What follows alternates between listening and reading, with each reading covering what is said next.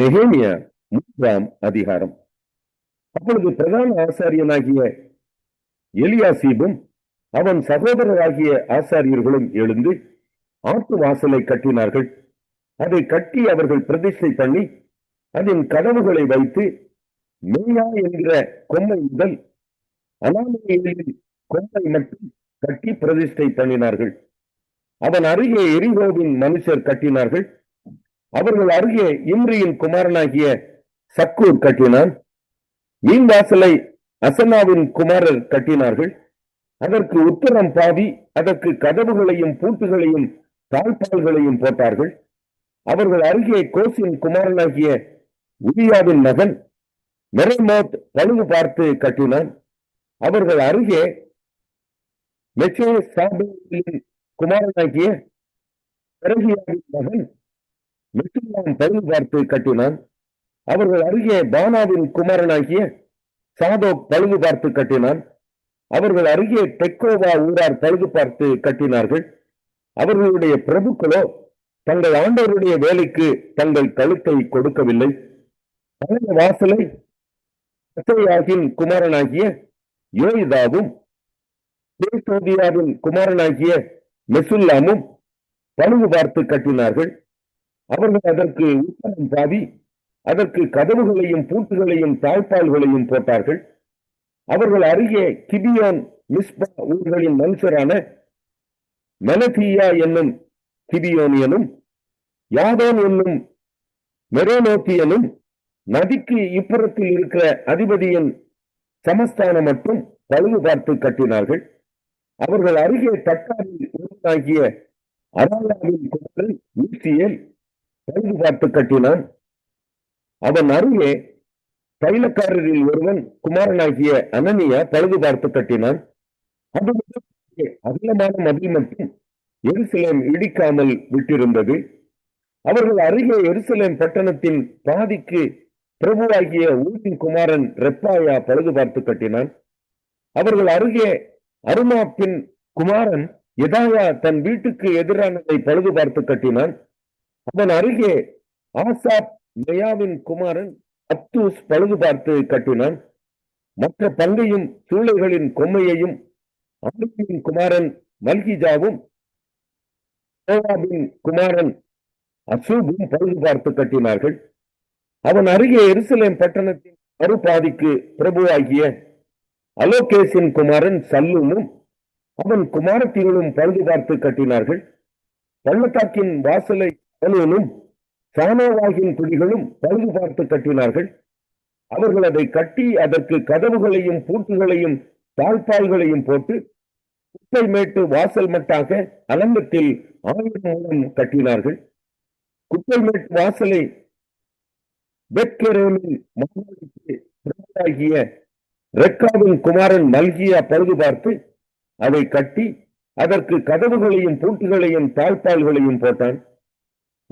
வாசலை மிஸ்பாவின் மாகாணத்தில் பிரபுவாகிய கொல்லோசேயின் குமாரன் சல்லும் பழுது பார்த்து அதை கட்டி மச்சுப்பாவி அதற்கு கதவுகளையும் பூட்டுகளையும் தாழ்பால்களையும் போட்டு ராஜாவின் சிங்கார தோட்டத்தண்டையில் இருக்கிற சீலோவாவின் குளத்து மதிலையும் தாவீதின் நகரத்திலிருந்து இறங்குகிற படிகள் மட்டாக இருக்கிறதையும் கட்டினான். அவனுக்கு பின்னாக பெட்சூர் மாகாணத்தின் பாதிக்கு பிரபுவாகிய அஸ்போகின் குமாரன் நெகேமியா தாவீதின் கல்லறைகளுக்கு எதிரான இடமட்டாகவும் குளமட்டாகவும் பராக்கிரமசாலியின் வீட்மட்டாகவும் இருக்கிறதை பழுது பார்த்து கட்டினான்.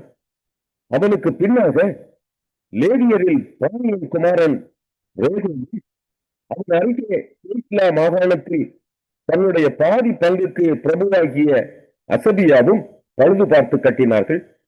அவனுக்கு பின்னாக அவனுடைய சகோதரரில் கேகிலா மாகாணத்து மறுபாதிக்கு பிரபுவாகிய யனாதானின் குமாரன் பழுது பார்த்து கட்டினான். அவன் அருகே மிஸ்பாவின் பிரபுவாகிய யெசுவாவின் குமாரன் ஏசர் என்பவன் மதிலின் கோடியிலே ஆயுத சாலையின் படிகளுக்கு எதிரே இருக்கிற வேறொரு பங்கை பழுது பார்த்து கட்டினான். அவனுக்கு பின்னாக சாபாவின் குமாரன் பாரூக் அந்த கோடி துவக்கி பிரதான ஆசாரியனாகிய எலியாசிபின் வாசற்படி மட்டும் இருக்கிற பின்னொரு பங்கை வெகு ஜாக்கிரதையோடு பழுது பார்த்து கட்டினான். அவனுக்கு பின்னாக கூத்தின் குமாரனாகிய உரியாவின் மகன் மெரமோத் எலியாசிபின் வீட்டு வாசற்படி துவக்கி அவனுடைய வீட்டின் கடை கோடி மட்டும் இருக்கிற பின்னொரு பங்கை பழுது பார்த்து கட்டினான். அவனுக்கு பின்னாக சமனான பூமியில் வாசமாய் இருக்கிற ஆசாரியர்கள் பழுது பார்த்து கட்டினார்கள். அவர்களுக்கு பின்னாக பென்யமீனும் அசூபும் தங்கள் வீட்டுக்கு எதிரே இருக்கிறதை பழுது பார்த்து கட்டினார்கள். அவர்களுக்கு பின்னாக அனனியாவின் குமாரனாகிய மாசேயாவின் மகன் அசரியா தன் வீட்டின் அருகே இருக்கிறதை பழுது பார்த்து கட்டினான்.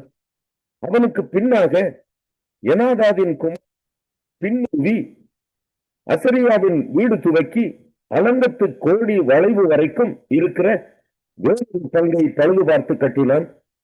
ஊசாயின் குமாரன் பாலால் வளைவுக்கு எதிரேயும் காவல் வீட்டில் அடுத்த ராஜாவின் அரண்மனைக்கு வெளிப்புறமாக இருக்கிற கொம்மைக்கு எதிரேயும் இருக்கிறதை கட்டினான். அவனுக்கு பின்னாக பாரேஷின் குமாரன் பெதாயாவும் ஓபலிலே குடியிருக்கிற நிதனீமியரை சேர்ந்த மனிதரும் கிழக்கே இருக்கிற தண்ணீர் வாசலுக்கு வெளிப்புறமான கொம்மைக்கு எதிரே இருக்கிற இடமட்டும் கட்டினார்கள். அவர்களுக்கு பின்னாக தெக்கோவா ஊரார் வெளிப்புறமான பெரிய கொம்மைக்கு எதிரே ஓபலின் மதில் மட்டும் இருக்கிற பின்னொரு பங்கை பழுது பார்த்து கட்டினார்கள். குதிரை வாசல் முதற்கொண்டு ஆசாரியர்கள் அவரவர் தங்கள் வீடுகளுக்கு எதிரே இருக்கிறதை பழுது பார்த்து கட்டினார்கள். அவர்களுக்கு பின்னாக இம்மரின் குமாரன் சாதோக் தன் வீட்டுக்கு எதிரே இருக்கிறதை பழுது பார்த்து கட்டினான். அவனுக்கு பின்னாக கிழக்கு வாசலை காக்கிற செக்கனியாவின் குமாரன் செமாயா பழுது பார்த்து கட்டினான். அவனுக்கு பின்னாக செல்மியாவின் குமாரன் அனனியாவும் சாலாவின் 6வது குமாரனாகிய பார்த்து கட்டினார்கள். அவர்களுக்கு பின்னாக பெரகியாவின் குமாரன் மெசுல்லாம் தன் அறை வீட்டுக்கு எதிரே இருக்கிறதை பழுது பார்த்து கட்டினான். அவனுக்கு பின்னாக தட்டானின் குமாரன் மல்கியா மித்காத் என்னும் வாசலுக்கு எதிரே நிதனீமி மளிகைக்காரர்கள் குடியிருக்கிற ஸ்தலம் முதல் கோடியின் மேல் வீடு மட்டாகவும் இருக்கிறதை பழுது பார்த்து கட்டினான். கோடியின் மேல் வீட்டுக்கும் ஆட்டு வாசலுக்கும் நடுவே இருக்கிறதை தட்டாரும் மளிகை. ஓசியா 13ஆம் அதிகாரம். எப்ராஹிம் பேசின போது நடுக்கம் உண்டாயிற்று. அவன் இஸ்ரவேலிலே மேன்மை பெற்றான். அவன் பாகால் விஷயத்தில் குற்றம் செய்து மடிந்து போனான். இப்போதும் அவர்கள் அதிகமாய் பாவம் செய்து தங்கள் வெள்ளியினால் வார்ப்பித்த சுரூபங்களையும் தங்கள் புத்திக்கேற்ற விக்கிரகங்களையும் தங்களுக்கு உண்டு பண்ணுகிறார்கள். இவைகளெல்லாம் தட்டாருடைய வேலை. மனுஷரில் பலியிடுகிறவர்கள் கன்றுக்குட்டிகளை முத்தமிடலாம் என்று இவர்களை குறித்து சொல்லுகிறார்கள். ஆகையால் அவர்கள் காலையில் காணும் மேகத்தைப் போலவும் விடிய காலையில் ஒளிந்து போகிற பனியைப் போலவும் பெருங்காற்று களத்திலிருந்து பறக்கடிக்கிற பதரை போலவும் புகை கூண்டில் ஏறி போகிற புகையை போலவும் இருப்பார்கள். நான் உன்னை எகிப்து தேசத்திலிருந்து அழைத்து வந்தது முதல் உன் தேவனாகிய கர்த்தராய் இருக்கிறேன். ஆகையால் நீ என்னை அன்றி வேறே தேவனை அறிய வேண்டாம். என்னை அன்றி இரட்சகர் ஒருவரும் இல்லை. நான் உன்னை மகா வறட்சியான தேசமாகிய வனாந்தரத்திலே அறிந்து கொண்டேன். தங்களுக்கு இருந்த மேய்ச்சலினால் திருப்தியானார்கள். திருப்தியான பின்பு அவர்கள் இருதயம் மேட்டிமை ஆயிற்று. அதனால் என்னை மறந்தார்கள். ஆகையால் நான் அவர்களுக்கு சிங்கத்தை போல் இருப்பேன், சிவிங்கியை போல் வழி அருகே பதிவிருப்பேன். குட்டிகளை பறிகொடுத்த கரடியைப் போல நான் அவர்களை எதிர்த்து அவர்கள் ஈரக்குலையை கிழித்து அவர்களை அங்கே சிங்கம் பட்சிக்கிறது போல் பட்சித்து போடுவேன். காட்டு மிருகங்கள் அவர்களை பீறி போடும். இஸ்ரவேலே, நீ உனக்கு கேடு உண்டாக்கி கொண்டாய். ஆனாலும் என்னிடத்தில் உனக்கு சகாயம் உண்டு. எனக்கு ராஜாவையும் அதிபதிகளையும் ஏற்படுத்த வேண்டும் என்றாயே. இப்போதும் உன்னுடைய எல்லா பட்டணங்களிலும் உன்னை ரட்சிக்கும் ராஜா எங்கே? உன் நியாயாதிபதிகள் எங்கே? நான் கோபத்திலே உனக்கு ராஜாவை கொடுத்தேன், என் உக்கிரத்திலே அவனை எடுத்துக்கொண்டேன். எப்ராஹிமின் அக்கிரமம் கட்டி வைத்திருக்கிறது, அவன் பாவம் பத்திரப்படுத்தப்பட்டு இருக்கிறது. பிரசவ ஸ்திரீயின் வேதனை அவனுக்கு வரும். அவன் விவேகம் இல்லாத பிள்ளை, பேறுகாலம் மட்டும் அவன் நிற்கவில்லை. அவர்களை நான் பாதாளத்தின் வல்லமைக்கு நீங்களாக்கி மீட்பேன், அவர்களை மரணத்துக்கு நீங்களாக்கி விடுவிப்பேன். மரணமே உன் வாதைகள் எங்கே? பாதாளமே உன் சங்காரம் எங்கே? மனமாறுதல் என் கண்களுக்கு மறைவானதாய் இருக்கும். இவன் சகோதரருக்குள்ளே ஜனம் பெருத்தவனாய் இருந்தாலும் கர்த்தருடைய காற்றாகிய கீழ்காற்று வனாந்தரத்திலிருந்து எழும்பி வரும். அதனால் அவனுடைய ஊற்றுகள் வற்றி போகும், அவனுடைய துறவு துவறி போகும். அது இச்சிக்கப்படத்தக்க சகல பதார்த்தங்கள் உள்ள உத்தம பதார்த்தங்களையும் வாரி கொண்டு போகும். சமாரியா தன் தேவனுக்கு விரோதமாக கலகம் பண்ணினபடியால் குற்றம் சுமத்தப்பட்டதாய் இருக்கும். அவர்கள் பட்டயத்தால் விழுவார்கள், அவர்களுடைய குழந்தைகள் மோதி அடிக்கப்படும், அவர்களுடைய கர்ப்பவதிகள். அப்போஸ்தலனாகிய பவுல் தெசலோனிக்கேயருக்கு எழுதின முதலாம் நிருபம், 1ஆம் அதிகாரம். பவுலும் சில்வானும் தீமோத்தேயும் பிதாவாகிய தேவனுக்குள்ளும் கர்த்தராகிய இயேசு கிறிஸ்துவுக்குள்ளும் இருக்கிற தெசலோனிக்கேயர் சபைக்கு எழுதுகிறதாவது, நம்முடைய பிதாவாகிய தேவனாலும் கர்த்தராகிய இயேசு கிறிஸ்துவினாலும் உங்களுக்கு கிருபையும் சமாதானமும் உண்டாவதாக. தேவனுக்கு பிரியமான சகோதரரே, உங்கள் விசுவாசத்தின் கிரியையையும் உங்கள் அன்பின் பிரயாசத்தையும் நம்முடைய கர்த்தராகிய இயேசு கிறிஸ்துவின் மேல் உள்ள உங்கள் நம்பிக்கையின் பொறுமையையும் நம்முடைய பிதாவாகிய தேவனுக்கு முன்பாக நாங்கள் இடைவிடாமல் நினைவு கூர்ந்து, நீங்கள் தெரிந்து கொள்ளப்பட்டவர்கள் என்று நாங்கள் அறிந்து எங்கள் ஜபங்களில் இடைவிடாமல் உங்களை குறித்து விண்ணப்பம் பண்ணி உங்கள் எல்லாருக்காகவும் எப்பொழுதும் தேவனை ஸ்தோத்தரிக்கிறோம். எங்கள் சுவிசேஷம் உங்களிடத்தில் வசனத்தோட மாத்திரமல்ல, வல்லமையோடும் பரிசுத்த ஆவியோடும் முழு நிச்சயத்தோடும் வந்தது. நாங்களும் உங்களுக்குள்ளே இருந்தபோது உங்கள் நிமித்தம் எப்படிப்பட்டவர்களாய் இருந்தோம் என்று அறிந்திருக்கிறீர்களே. நீங்கள் மிகுந்த உபத்திரவத்திலே பரிசுத்த ஆவியின் சந்தோஷத்தோட திருவசனத்தை ஏற்றுக்கொண்டு எங்களையும் கர்த்தரையும் பின்பற்றுகிறவர்களாகி இவ்விதமாய் மக்கதோனியாவிலும் அகாயாவிலும் உள்ள விசுவாசிகள் யாவருக்கும் மாதிரிகள் ஆனீர்கள். எப்படியெனில், உங்களிடத்திலிருந்து கர்த்தருடைய வசனம் மக்கதோனியாவிலும் அகாயாவிலும் தொனித்ததும் அல்லாமல் நாங்கள் அதை குறித்து ஒன்றும் சொல்ல வேண்டியதாயிராதபடிக்கு தேவனை பற்றின உங்கள் விசுவாசம் எங்கும் பிரசித்தமாயிற்று. ஏனெனில் அவர்கள் தாமே எங்களை குறித்து உங்களிடத்தில் நாங்கள் அடைந்த பிரவேசம் இன்னதென்பதையும் ஜீவனுள்ள மெய்யான தேவனுக்கு ஊழியம் செய்வதற்கு நீங்கள் விக்கிரங்களை விட்டு தேவனிடத்திற்கு மனம் திரும்பினதையும் அவர் மரித்தோரிலிருந்து எழுப்பினவரும் இனி வரும் கோபாக்கனை நின்று நம்மை நீங்களாக்கி ரட்சிக்கிறவருமாய் இருக்கிற அவருடைய குமாரனாகிய இயேசு பரலோகத்திலிருந்து வருவதை நீங்கள் 1 தெசலோனிக்கேயர் 2ஆம் அதிகாரம்.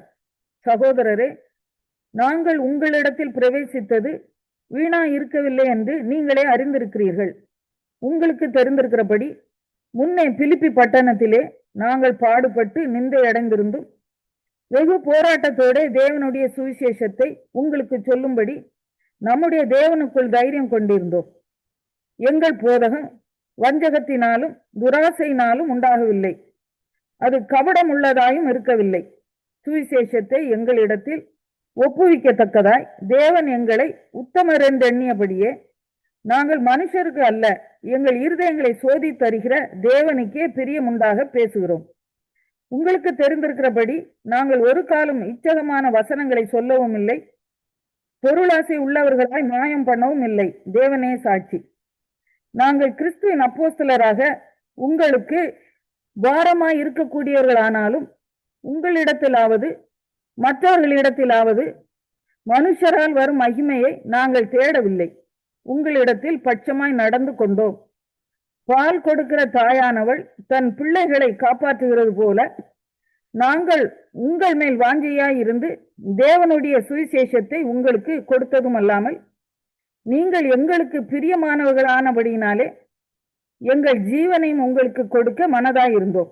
சகோதரரே, நாங்கள் பட்ட பிரயாசமும் வருத்தமும் உங்களுக்கு ஞாபகமாயிருக்கும்.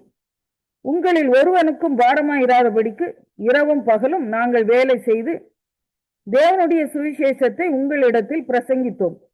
விசுவாசிகள் ஆகிய உங்களுக்குள்ளே நாங்கள் எவ்வளவு பரிசுத்தமும் நீதியும் பிழையின்மையுமாய் நடந்தோம் என்பதற்கு நீங்களும் சாட்சி, தேவனும் சாட்சி. மேலும் தம்முடைய ராஜ்யத்துக்கும் மகிமைக்கும் உங்களை அழைத்த தேவனுக்கு நீங்கள் பாத்திரராய் நடக்க வேண்டும் என்று தகப்பன் தன் பிள்ளைகளுக்கு சொல்லுகிறது போல நாங்கள் உங்களில் ஒவ்வொருவனுக்கும் புத்தியும் தேறுதலும் எச்சரிப்பும் சொன்னதை அறிந்திருக்கிறீர்கள். ஆகையால் நீங்கள் தேவ வசனத்தை எங்களாலே கேள்விப்பட்டு ஏற்றுக்கொண்ட போது அதை மனுஷர் வசனமாக ஏற்றுக்கொள்ளாமல் தேவ வசனமாகவே ஏற்றுக்கொண்டதினாலே நாங்கள் இடைவிடாமல் தேவனுக்கு ஸ்தோத்திரம் செலுத்துகிறோம். அது மெய்யாகவே தேவ வசனம்தான். விசுவாசிக்கிற உங்களுக்குள்ளே அது பலனும் செய்கிறது. எப்படியெனில் சகோதரரே, யூதேயா தேசத்தில் கிறிஸ்து இயேசுக்குள்ளான தேவனுடைய சபைகளை நீங்கள் பின்பற்றினவர்களாகி அவர்கள் யூதராலே எப்படி பாடுபட்டார்களோ அப்படியே நீங்களும் உங்கள் சுய ஜனங்களாலே பாடுபட்டீர்கள். அந்த யூதர்கள் கர்த்தராகிய இயேசுவையும் தங்கள் தீர்க்கதரிசிகளையும் கொலை செய்தவர்களும் எங்களை துன்பப்படுத்தினவர்களும் தேவனுக்கு கேட்காதவர்களும் மனுஷர் யாவருக்கும் விரோதிகளுமாயிருந்து புறஜாதியார் ரட்சிக்கப்படுவதற்கு நாங்கள் அவர்களோட பேசாதபடிக்கு தடை பண்ணுகிறார்கள்.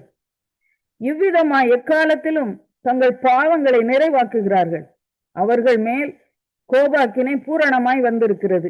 சகோதரரே, நாங்கள் இருதயத்தின்படி உங்களோடு இருந்து சரீரத்தின்படி கொஞ்ச காலம் உங்களை விட்டு பிரிந்திருந்தபடியினாலே உங்கள் முகத்தை பார்க்க வேண்டும் என்று மிகுந்த ஆசையோடு அதிகமாய் பிரயத்தனம் பண்ணினோம். ஆகையால் நாங்கள் உங்களிடத்தில் வர இரண்டொரு தரம் மனதாயிருந்தோம். பவுலாகிய நானே வர மனதாயிருந்தேன். சாத்தானோ எங்களை தடை பண்ணினான். எங்களுக்கு நம்பிக்கையும் சந்தோஷமும் மகிழ்ச்சியின் கிரீடமுமாய் இருப்பவர்கள் யார்? நம்முடைய கர்த்தராகிய இயேசு கிறிஸ்து வரும்போது அவருடைய சன்னிதானத்திலே நீங்கள் அல்லவா அப்படி இருப்பீர்கள். நீங்களே எங்களுக்கு மகிமையும் சந்தோஷமும்